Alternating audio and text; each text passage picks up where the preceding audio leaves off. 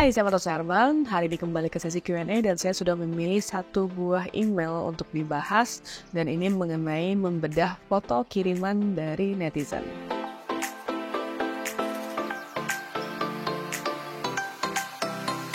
Terima kasih banyak buat teman-teman yang kirim email ke martasuherman@gmail.com. Hari ini aku udah pilih satu buah email untuk dibedah dan di sini ada satu buah email dari IBT-02. Alamat emailnya adalah fajarabdulmalik42@gmail.com. Selamat sore, perkenalkan saya Fajar Abdul Malik. Kak Marta, saya minta di-review foto saya di akun channel YouTube kakak. Kalau kakak berkenan dengan itu, terima kasih. Dan kemudian dilampirkan 3 buah foto. Foto yang pertama, foto yang kedua, dan foto yang ketiga. Dan sebelum saya masuk ke pembahasan kali ini, saya ingin mengucapkan makasih banyak buat teman-teman sekalian yang selalu support channel ini, yang sudah subscribe, dan buat teman-teman yang baru aja ketemu channel ini, jangan lupa di-subscribe sekarang karena setiap minggunya saya membahas tentang fotografi. Dan juga buat teman-teman yang menanyakan apakah saya ada jasa fotografi, videografi, ataupun social media management, teman-teman bisa langsung kontak ke nomor di bawah ini, nanti akan dibantu oleh administrasi saya. Demikian juga buat teman-teman yang menanyakan apakah saya bisa dipanggil untuk kebutuhan kampus, komunitas, ataupun perusahaan, langsung kontak ke nomor tersebut. Oke, nah di sini ada 3 foto yang kita akan bedah buat teman-teman di sini yang mungkin baru belajar dan mungkin penasaran. Di sini foto yang pertama kita akan coba bahas satu persatu ya. Nah di sini ada satu foto di stasiun Jakarta Kota. Ya di sini buat teman-teman sekalian, sebenarnya kalau kita ingin membuat sebuah foto, ada beberapa hal yang teman-teman harus pertimbangkan pada saat belajar. Jadi yang pertama adalah teori komposisi yang mungkin teman-teman bisa pelajari supaya teman-teman bisa memaksimalkan output dari foto yang kita buat. Buat teori komposisi yang pertama ini, teman-teman bisa langsung cek di link di bawah ini. Saya pernah bahas sebelumnya mengenai teori-teori komposisi dalam fotografi. Ini adalah teori yang paling basic, yang menurut saya lumayan penting ya, buat teman-teman ketika ingin menampilkan sebuah output foto. Kalau aku ngelihat ada beberapa hal yang sebenarnya kalau kita lihat oke aja. Cuma di sini message-nya itu yang aku dapat cuma sebatas tulisan stasiun Jakarta Kota. Ya di sini. Jadi dan pemotretan ini menurut aku juga cukup malam ya kayaknya. Jadi ketika ini udah terlalu malam, ada beberapa area di sisi kanan bawah dan kiri bawah itu sudah terlalu gelap. Jadi kalau teman-teman memang ingin memotret katakan sebuah gedung, nah mungkin teman-teman bisa mencoba memikirkan kira-kira kapan waktu terbaik pada saat kita ingin memotret. Misalnya, kayaknya gedung ini ternyata lebih bagus difoto pada saat pagi hari. Artinya kita harus datang ke lokasi tersebut di pagi hari.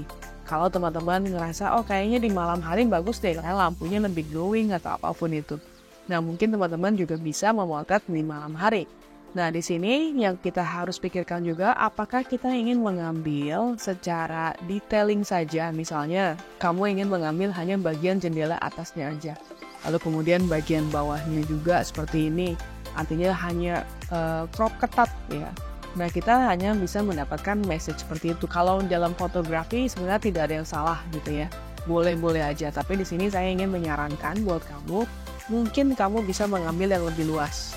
Dan di sini aku belum bisa mendapatkan inti ceritanya apa dari foto yang kamu ingin sampaikan selain tulisan dari stasiun Jakarta Kota. Karena biasanya kalau secara tulisan kita bisa dapat message-nya, rasanya tidak butuh fotografi juga. Jadi artinya ketika kita mendapatkan sebuah visual, sebisa mungkin visual itu tidak diterjemahkan dengan kata-kata. Jadi biarkan foto kamu itu bicara tanpa ada tulisan atau tanpa ada kata. Ya, kalau kamu bisa bercerita tanpa ada tulisan tersebut, foto kamu sudah kuat. Gitu. Nah di sini artinya foto kamu masih bercerita dengan kata-kata. Nah boleh kamu exploring lagi kira-kira apa sih yang ingin kamu sampaikan di sini. Lalu kemudian di sini juga teman-teman mungkin bisa mempertimbangkan misalnya kalau memang ingin menampilkan suasana stasiun kota Jakarta, mungkin bisa fokus kepada orang. Misalkan orangnya lagi jalan atau dia lagi bawa koper, dia baru sampai misalnya dari luar kota ke dalam stasiun ini. Nah itu mungkin bisa menguatkan cerita kamu. Jadi buat teman-teman yang mungkin belum tahu point of interest, bisa langsung cek di link di bawah. Apa sih point of interest, apa sih inti cerita dalam sebuah foto itu. Jadi mudah-mudahan itu bisa membantu teman-teman mengolah atau lebih peka lagi ketika melihat satu buah momen atau menyampaikan dalam sebuah visual. Jadi harus ada sesuatu yang kita ingin sampaikan. Karena kalau misalkan dia bentuknya abstrak, sah-sah aja, tapi foto kamu mungkin lebih ke ranahnya, lebih ke foto-foto abstrak, lebih ke detailing, lebih sifatnya ke dekoratif, bukan ke storytelling.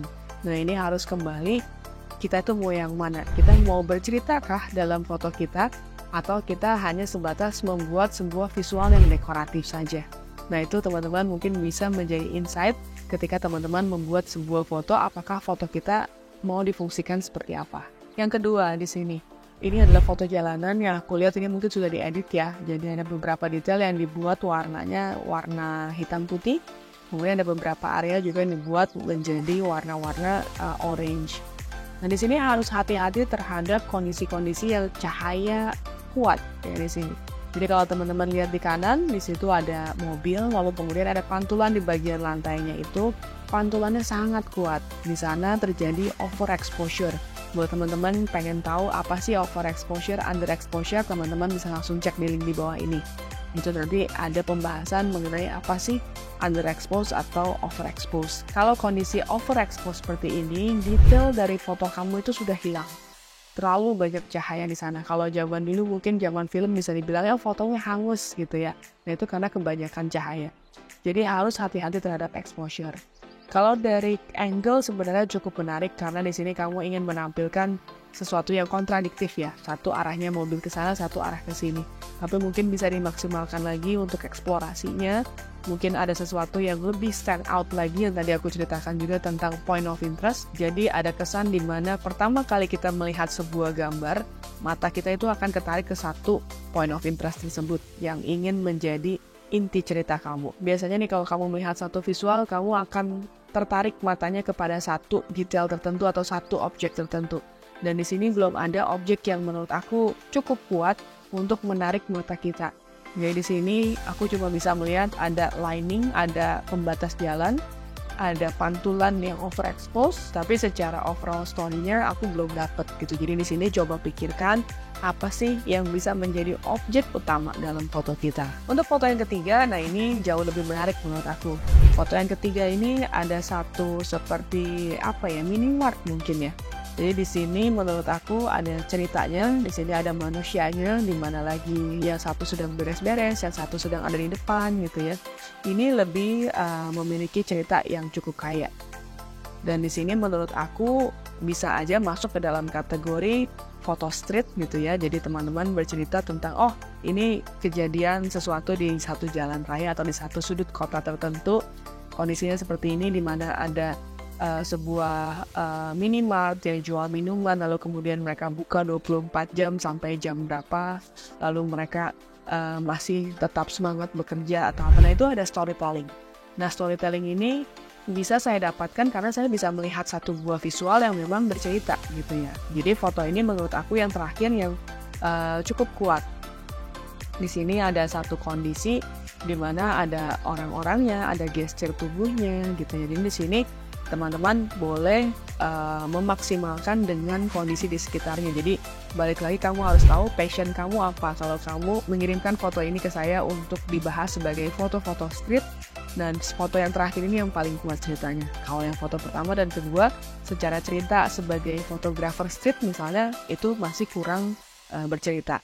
Tapi kalau teman-teman bicara, aku kirimkan ini hanya sebagai dekoratif aja. Nah mungkin pertama kedua cukup aja untuk dekorasi. Tapi balik lagi aku harus tahu juga sebenarnya point of view dari fotografernya nih. Jadi misalnya ini tuh aku kirim sebagai aku yang baru belajar sebagai fotografer street gitu ya. Atau misalkan aku cuma ya udah masih nyoba-nyoba aja, belum tahu mau sebagai fotografi apa, lalu fotonya juga mau diarahnya kemana, itu juga nggak apa-apa sebenarnya, tapi masih bisa ditajamkan lagi dan masih bisa dimaksimalkan lagi dengan belajar komposisi, belajar exposure yang baik dan benar gitu ya. Lalu kemudian melatih mata dengan semakin peka melihat segala kondisi di sekitar kita gitu. Jadi di sini kalau teman-teman memulai satu buah foto, fotografer itu akan kebentuk ketika kita sudah banyak berlatih dan kita sudah tahu apa yang menjadi passion utama kita. Karena kalau misalkan teman-teman mengirimkan foto seperti ini, aku bisa bilang fotografernya ini, siapa tadi namanya, Fajar Abdul Malik, ini masih baru exploring banget gitu. Jadi di sini menurut aku boleh ditajamkan lagi, coba mendefinisikan aku ini sebagai fotografer yang ingin menciptakan sebuah foto street, atau misalkan ingin menciptakan sebuah foto jurnalistik, atau mungkin aku ini hanya ingin membuat sebuah foto itu untuk dekorasi di rumah aja, abstrak, detailing yang lebih main pattern atau apa gitu. Nah itu boleh diolah lagi supaya sense kita terhadap cahaya bisa jauh lebih tajam. Mudah-mudahan apa yang saya bahas bisa membantu teman-teman memaksimalkan, dan juga buat teman-teman yang mungkin ingin fotonya dibenda bisa langsung email ke martasuherman@gmail.com. So thank you for watching, jangan lupa like, comment, subscribe, dan juga share.